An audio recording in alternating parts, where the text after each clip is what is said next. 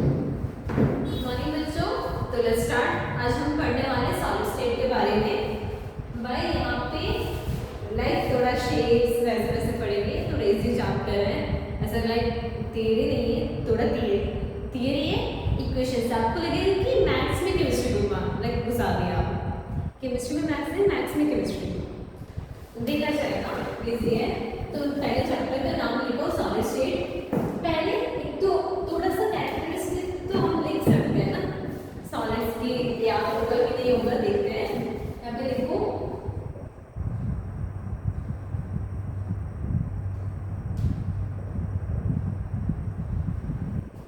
General properties of solids. Fine. अब properties में क्या है, एक तो रिजिड हो गया, उसके बाद है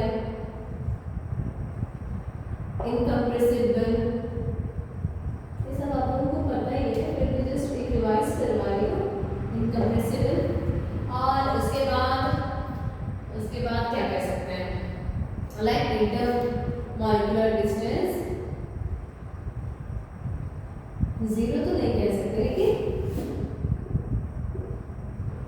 इज लेस ये तो बोल सकते हैं। इंटरमॉलिक्यूलर डिस्टेंस तो बहुत कम है ना। उसके बाद इंटरमॉलिक्यूलर फोर्स बहुत है ना।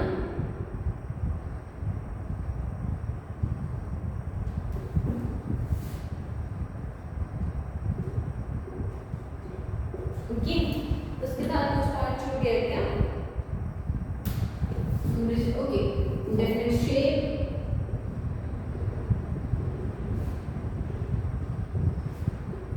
Volume and size. फाइन। ये सब बहुत बेसिक फैक्टर्स है।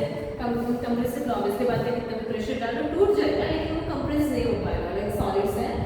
ओके, अब इसमें भी दो टाइप के सॉलिड्स होते हैं। ये आई थिंक ये तो हो गया। यहाँ पे लिखते हैं, एक तो हमारा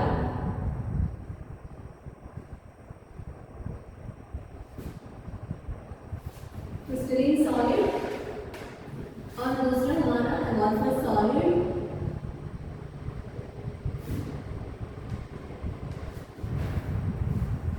क्रिस्टलाइन सॉलिड और अमॉर्फस सॉलिड यहाँ पे देखते हैं एग्जांपल्स, लाइक क्या क्या डिफरेंस है देखते हैं।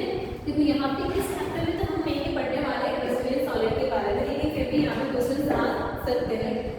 प्रीवियस ईयर क्वेश्चंस देखोगे तो अमॉर्फस सॉलिड के ऊपर भी क्वेश्चंस आ रहे हैं, तो ये भी इंपॉर्टेंट है। ओके, तो यहाँ पे देख सकते हैं, एक तो क्रिस्टलाइन सॉलिड में क्या होता है, आपको मैं यहाँ पे दिखाती हूँ। क्रिस्टलाइन सॉलिड में क्या होता है, लाइक जो मॉलिक्यूल्स है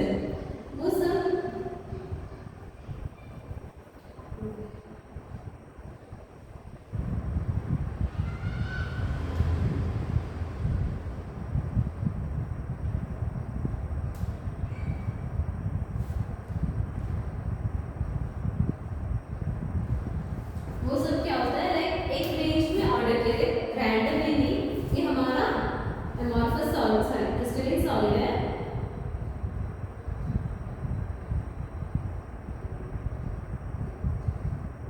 ये हमारा क्रिस्टलाइन सॉलिड है। तो मैं बताऊं अमॉर्फस सॉलिड के बारे में,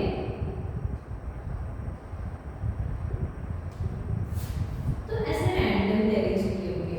ओके, ऐसे नहीं कि एक ही रेंज में।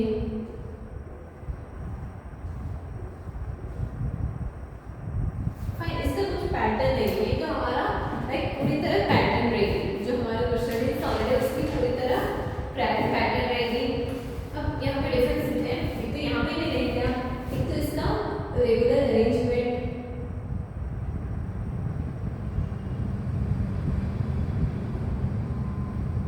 तो अब इसके बाद अमॉर्फस सॉलिड में क्या होगा, इरेगुलर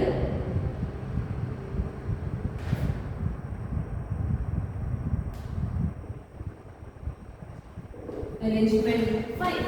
इसके बाद यहाँ पे long range order.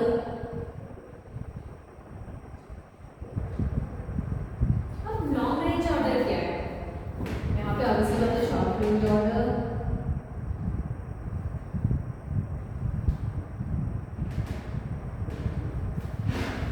Long range order में ये यहाँ पे मान लो सेम डायग्राम, यहाँ पे मान लो आप इसके बीच में फंस गए,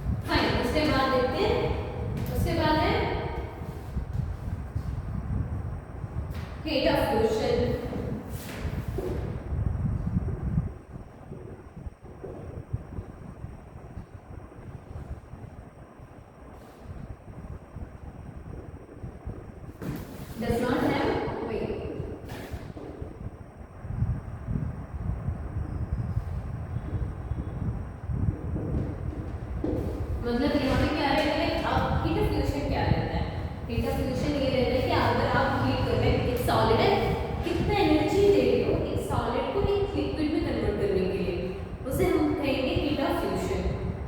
impact of heat of fusion like crystalline solid में तो लाइक यहाँ पे स्पेसिफिक मेल्टिंग पॉइंट है, तो उसके बाद यहाँ पे भी डिफरेंट हीट ऑफ फ्यूजन तो रहेगी, है ना।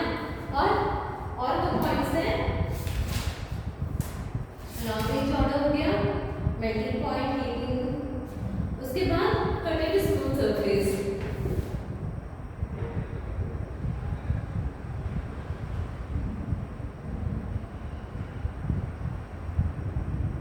ये क्या होगा, यहाँ पे शैटर हो जाएगा। फॉर एग्जाम्पल यहाँ पे एग्जाम्पल्स मैं आपको दे देती हूँ, वह NaCl या फिर डायमंड जो भी हो, और एक इम्पॉर्टेंट है क्वार्ट्ज। यहाँ पे एग्जाम्पल्स हमारा प्लास्टिक्स,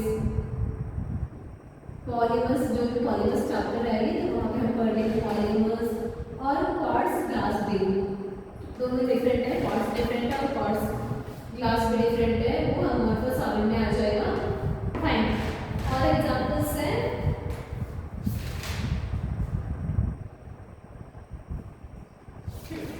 एग्जाम्पल्स है। एक और पॉइंट यहाँ पे ये अनिसोट्रॉपिक है और ये आइसोट्रॉपिक।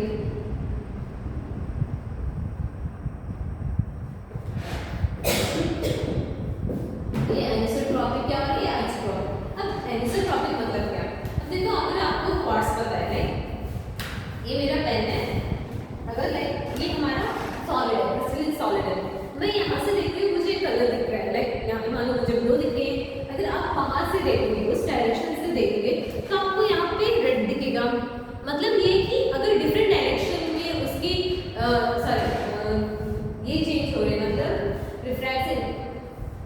रिफ्रैक्टिव इंडेक्स, सॉरी, अगर आप वहाँ से देख रहे हो, मैं यहाँ से देख रही हूँ, कलर तो वो चेंज हो रहे हैं और लाइक रेजिस्टेंस भी चेंज हो रहा है with the direction, like direction के हिसाब से आपकी क्वांटिटीज, लाइक जो हमारे रेजिस्टेंस हो, रिफ्रैक्टिव इंडेक्स हो, या फिर कौन सी भी प्रॉपर्टी हो, लाइक डायरेक्शन के हिसाब से अगर चेंज हो रही है तो वो हो जाएगा अनिसोट्रॉपिक। बेस्ट एग्जांपल है क्वार्ट्ज, जो एक बहुत शाइनी सॉलिड, आप देखोगे तो समझ आओगे।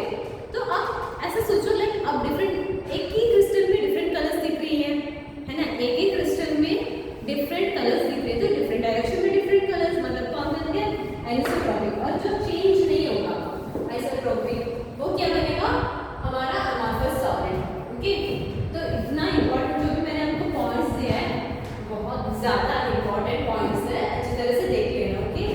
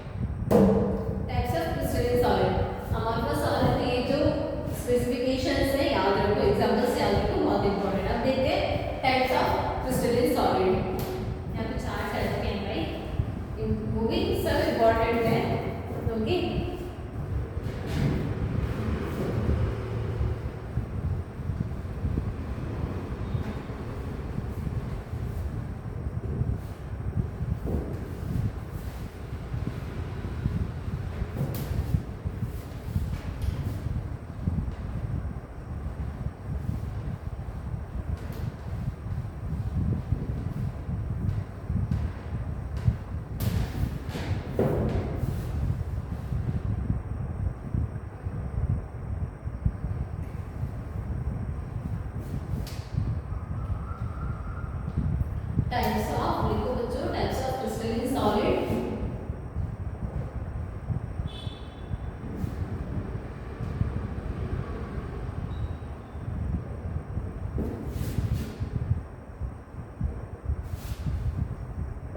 Types of crystalline solid.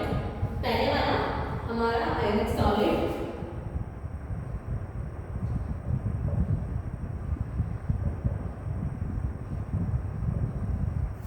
उसके बाद मेटालिक सॉलिड,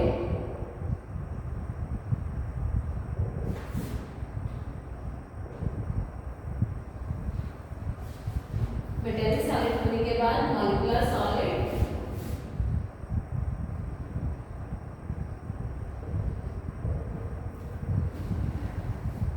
और कोवलेंट।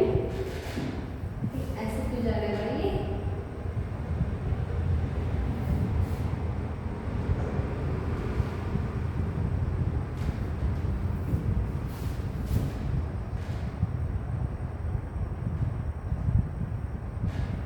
मॉलिक्यूलर सॉलिड, उसके बाद कोवलेंट सॉलिड या नेटवर्क सॉलिड वैसे बोल सकते हैं।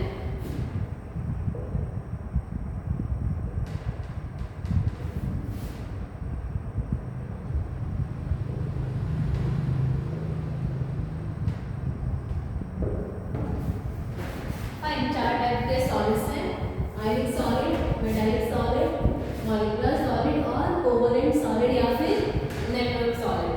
फाइन, अब यहाँ पे देखते हैं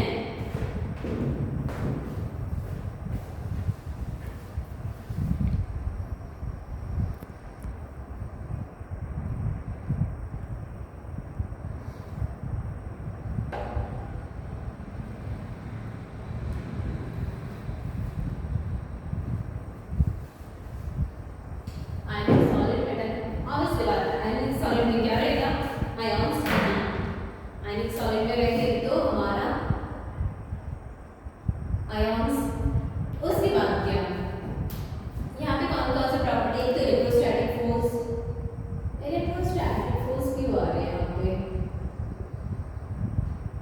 बाई यहाँ पे देखो एग्जाम्पल मैं आपको दे रही हूँ, NaCl। अब यहाँ पे ऑब्वियसली बात है Na पॉजिटिव और Cl माइनस रहेगा।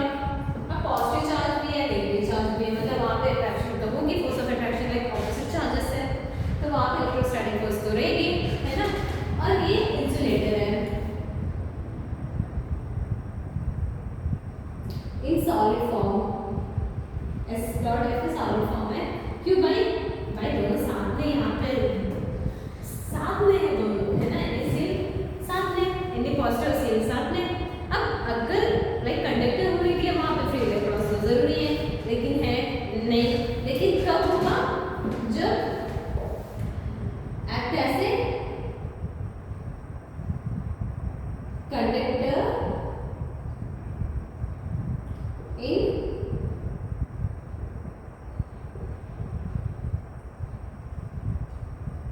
Molten and aqueous state. बाय क्यों? भाई एक तो एक काम करते हैं, यहाँ पे आपने NaCl को हीट किया, मतलब मेल्ट किया, मोल्टन मतलब मेल्ट किया, बिना पानी ऐड किए मेल्ट किया, तो उसके बाद Na पॉजिटिव और वो Cl नेगेटिव में कन्वर्ट हो जाएगा। अब यहाँ पे आयंस तो है, अब आयंस है तो मतलब इलेक्ट्रिसिटी तो वहाँ पे पास हो जाएगी, है ना। और अगर आपने वाटर ऐड किया, भाई एक्वस क्या होता है? एक्वा मैंने आपने सुना है, एक्वा क्या है? पानी है, तो उसके अंदर पानी में मिलाना ही है, तो यहाँ पे भी आपको क्या मिलेगा? Na पॉजिटिव Cl माइनस मिल जाएगा। फाइन, तो यहाँ पे भी आयंस है, इसलिए यहाँ पे ऐसे अगर सॉलिड में तो दोनों साथ है, वहाँ पे अच्छी तरह बॉन्डिंग है, उनकी पोलर डाइपोल डाइपोल इंटरेक्शन है, तो वहाँ पे वो इंसुलेटर की तरह काम करे। जैसे आपने उसे मेल्ट किया या फिर पानी में डाल दिया, आयंस फ्री हो गए। अब आयंस तो मिल गए, तो वहाँ पे कैसे काम करेगा? ऐसे कंडक्टर। ओके, और इसका high melting point and boiling point पे, ये भी याद रख लेना। ओके, उसके बाद मेटालिक सॉलिड। अब मेटालिक सॉलिड में क्या रहेगा? मेटालिक सॉलिड में तो ये रहेंगे ना, मेटल आयंस।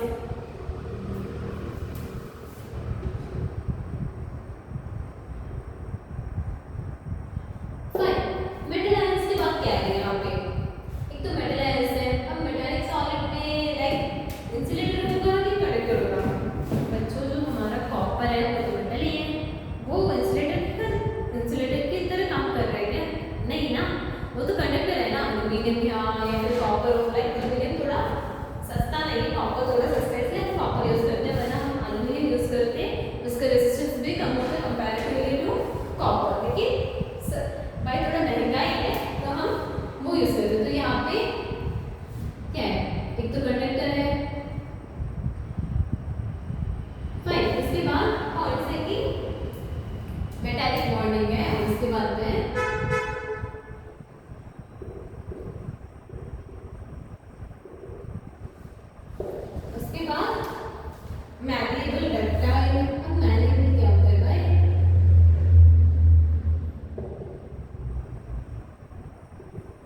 ये दोनों प्रॉपर्टीज ऐसे कि देखो, एक तो कॉपर मेटल है, उसको हमने वायर में कन्वर्ट कर दिया, एक प्रॉपर्टी बन गई। दूसरा प्रॉपर्टी है कि भाई यहाँ पे सोने का बार देखा है, ऑब्वियसली देखा होगा, लेकिन सच में नहीं, फिर भी आपको पता ही है ना।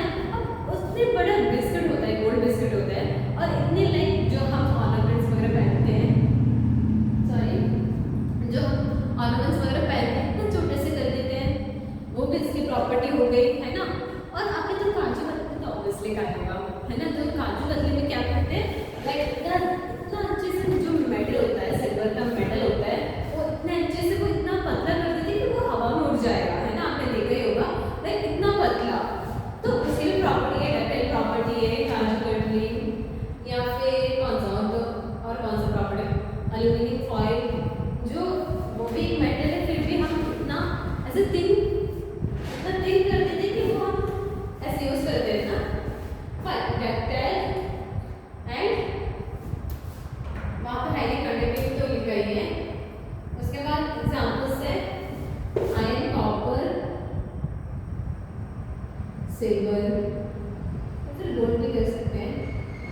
ओके, अब मॉलिक्यूलर सॉलिड। अब मॉलिक्यूलर सॉलिड में मॉलिक्यूलर सॉलिड में 3 टाइप होते हैं,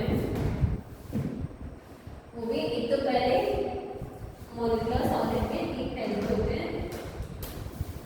एक तो हमारा पोलर,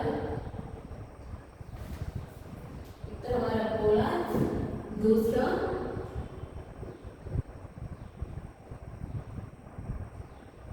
नॉन पोलर, और तीसरा हाइड्रोजन बॉन्डेड। फाइन, पोलर में क्या होता है, डाइपोल डाइपोल इंटरेक्शन, हम इसके बाद है।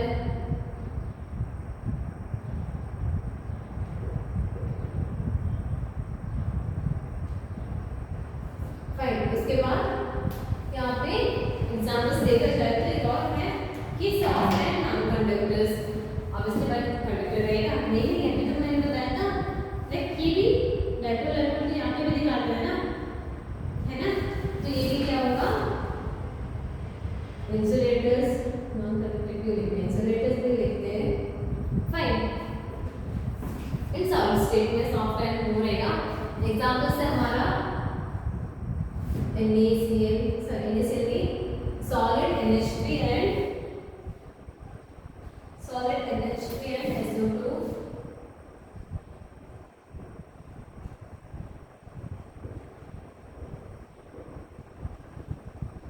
उसके बाद आता है नॉन पोलर, तो लिखते हैं जरूरत नहीं होगी, है ना। उसके बाद आता है हमारा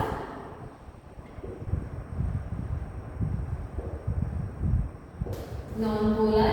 अब नॉन पोलर में क्या आएगा, लाइक एटम्स की बात किया जाए, एटम्स लाइक हीलियम, आर्गन, भाई वो स्टेबल है, वो पोलैरिटी क्यों दिखाएगा, है ना। या फिर मॉलिक्यूल्स की बात किया जाए तो क्या करोगे, मॉलिक्यूल्स में लाइक I2, H2, Cl2, भाई तो इलेक्ट्रोनेगेटिविटी तो है, लेकिन दोनों आपस में सेम है ना।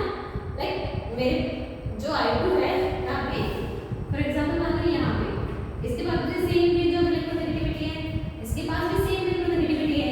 अब भाई दोनों को खींचिएगा जरूर, लेकिन दोनों कैंसिल आउट हो जाएंगे ना। तो यहाँ पे मॉलिक्यूल्स में H2, I2 and Cl2 non polar. और एग्जाम्पल्स हैं सॉफ्ट सॉलिड है, लो मेल्टिंग पॉइंट रहेगा, नॉन इंसुलेटर्स,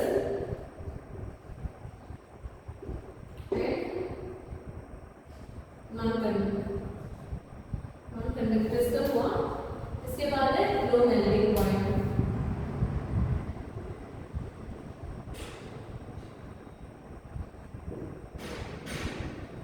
हाइड्रोजन बॉन्डिंग याद है, फॉर एग्जांपल मान लो डाइपोल डाइपोल इंटरेक्शन कैसे रहता है, यहाँ पे है, यहाँ पे एक और मॉलिक्यूल है इससे का। अब इनके बीच में डेल्टा पॉजिटिव डेल्टा नेगेटिव आएगा, अब ऐसे होते हैं इलेक्ट्रोनेगेटिविटी डिफरेंस के थ्रू। अब यहाँ पे एक अट्रैक्शन तो रहेगी, ये क्या है, पोलर कंपाउंड है। अब यहाँ पे भी क्या आएगा, पॉजिटिव, यहाँ पे भी नेगेटिव आएगा। तो इसकी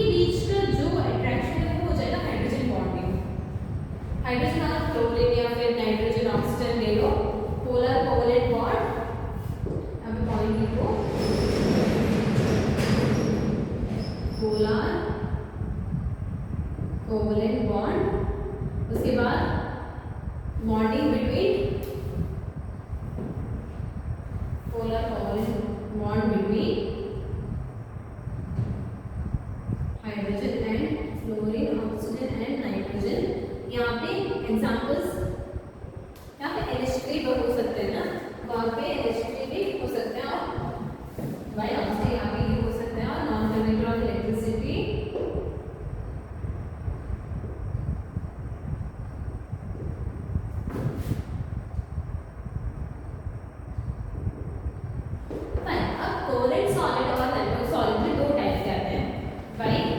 ये हमारा ग्राफाइट और डायमंड की डिफरेंस देखिए, यहाँ पे मेनली ग्राफाइट और डायमंड की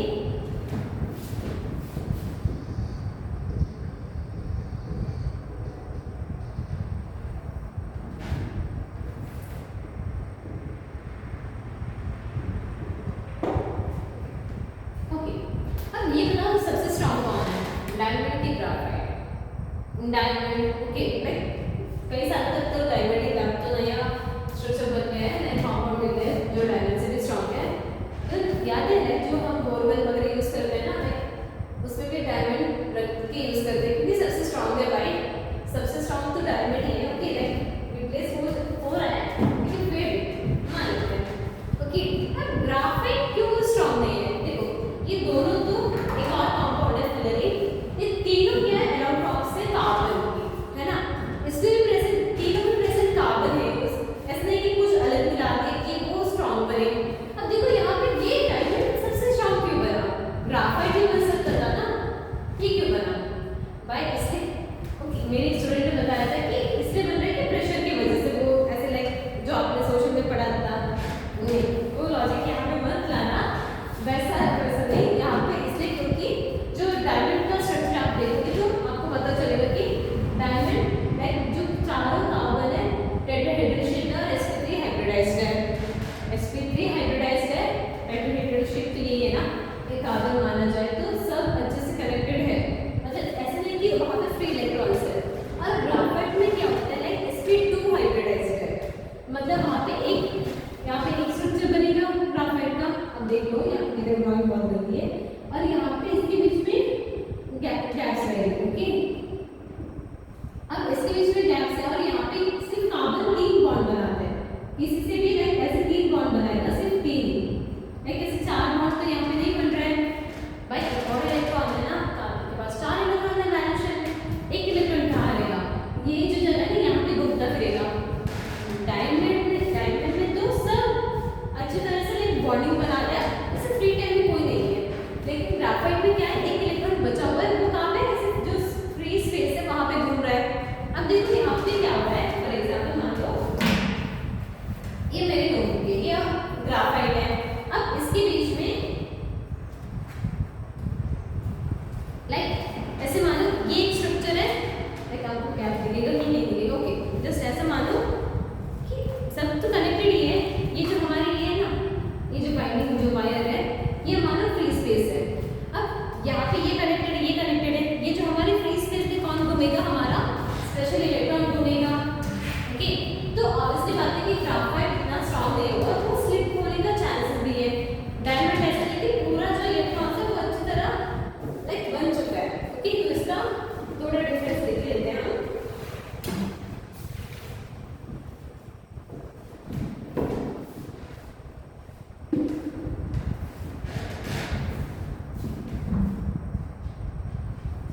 ओके, एक तो ग्राफाइट है sp2 हाइब्रिडाइज्ड,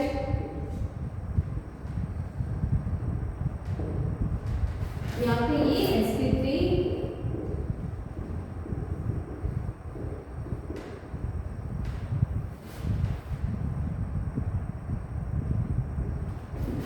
इसका शेप तो प्लेनर ज्योमेट्री है,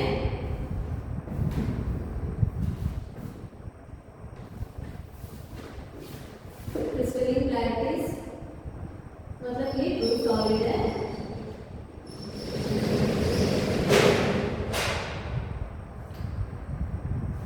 और यहाँ पे ये टेट्राहेड्रल,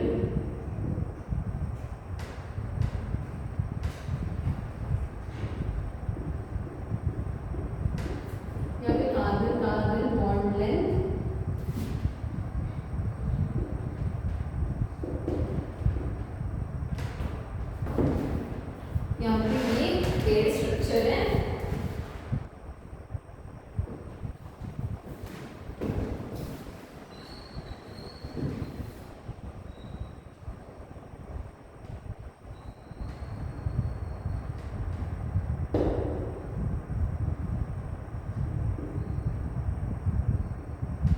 और कार्बन कार्बन बॉन्ड लेंथ यहाँ पे 141.5 पीएम। फाइन। उसके बाद इंसुलेटर है, ये कंडक्टर ऑफ इलेक्ट्रिसिटी है। ये जो हमारा भाई ये इंसुलेटर और ये कंडक्टर क्यों बन रहा है भाई? अभी तो जस्ट कहा था मैंने भाई इंसुलेटर इसलिए बने क्योंकि यहाँ पे फ्री इलेक्ट्रॉन्स तो है नहीं, फ्री इलेक्ट्रॉन्स नहीं है तो इलेक्ट्रिसिटी लाइक कैसे जाएगा? ऑब्वियसली बात है, वहाँ पे इलेक्ट्रॉन्स होना जरूरी है for the movement of like charge.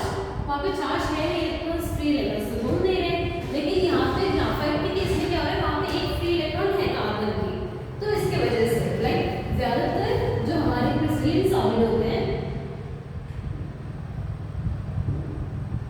या फिर कोवलेंट सॉलिड जो होते हैं, क्रिस्टलीन कोवलेंट सॉलिड जो होते हैं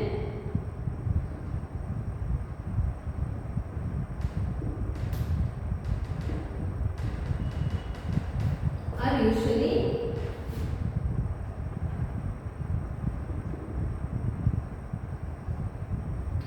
except हमारा graphite, it is due to the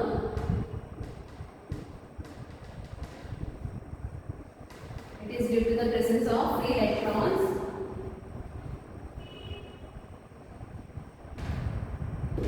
fine. सिर्फ इसमें एक्सेप्शंस है, बाकी सब सही है। ओके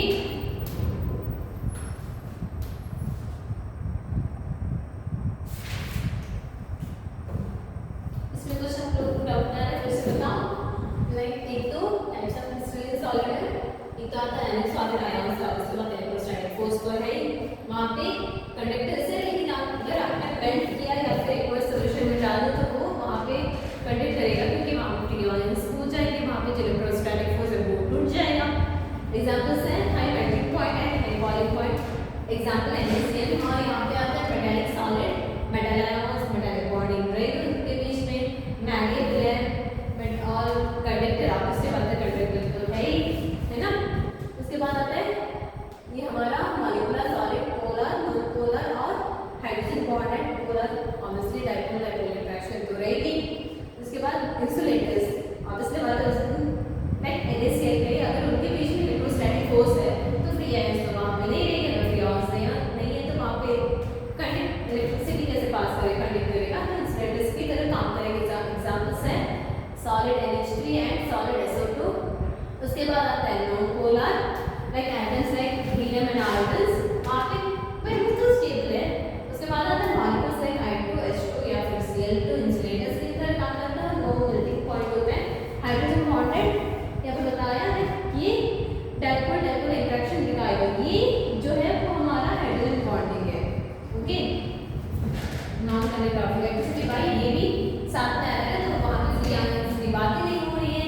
उसके बाद आता है सॉलिड सॉरी कोवलेंट सॉलिड या फिर मेटल सॉलिड, तो इसमें कौन कौन आता है? एक तो ग्राफाइट और डायमंड। इसमें graphite sp2 hybridised, clear geometry, clear structure, carbon carbon bond length कितना है? कार्बन कार्बन बॉन्ड लेंथ है हमारा एक तो इसमें 141.5 माइक्रोमीटर, उसके बाद 54 कंडक्टर इंसुलेटर, यहाँ पे कंडक्टर की तरह काम कर रहे हैं क्योंकि प्रेजेंस ऑफ फ्री इलेक्ट्रॉन्स जो कार्बन के एक में सिर्फ 3 बॉन्ड बना रहा है ना, इसलिए फाइन। इसका कुछ डाउट नहीं है ना